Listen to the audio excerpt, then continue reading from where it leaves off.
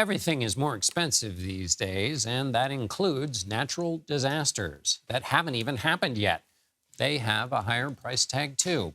According to data from the USGS and FEMA, earthquakes are projected to cost the state of California $9.6 billion a year on average going forward. That's a 157% increase from 2017. Ron Lin joins me now to discuss why. He's a reporter for the LA Times who specializes in earthquake safety issues. Ron, what's behind the soaring price tag? Well, I think everyone might realize that over the last, couple of decades, past couple of years, housing prices are up. So our stock of building prices is up. The other thing that's also that we understand better is the issue of softer soils and basins. We now have a better understanding of where softer soils and where buildings are on top of basins. And buildings on top of basins are at higher risk of damage in an earthquake. And so why is that, and why does that lead to higher costs? That softer soil.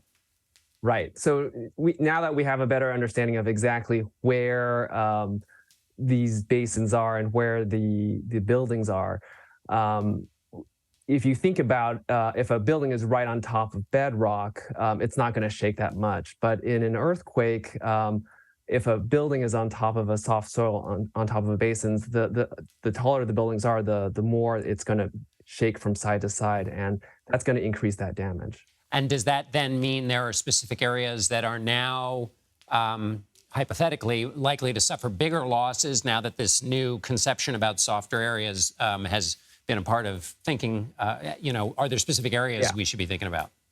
Yeah, so areas like the San Francisco Bay Area, the Los Angeles area, now that we have a better understanding of the mapping of where these places are, there's now a higher price tag for it. If you think about LA, the LA basin is where the heart of Los Angeles is, and so downtown Los Angeles, Hollywood, Long Beach, all those are areas on top of the LA basin, and so the price tag for the kind of damage that we can expect in those buildings is now calculated to be higher than what we thought before. And what are state and local governments doing with this unpleasant new information to mitigate the cost? Right. So there are a couple things that officials can do.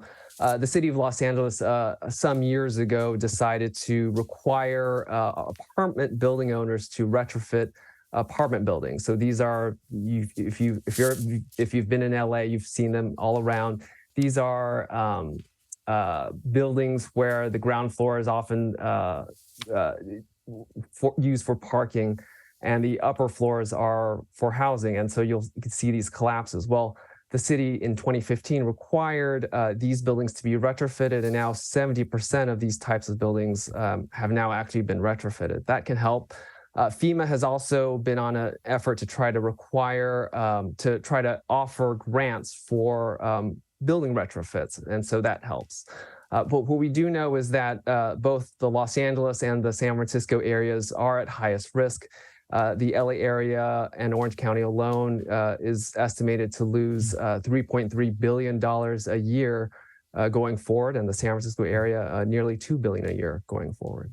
Ron Lin of the LA Times. Thank you, Ron. Thanks so much.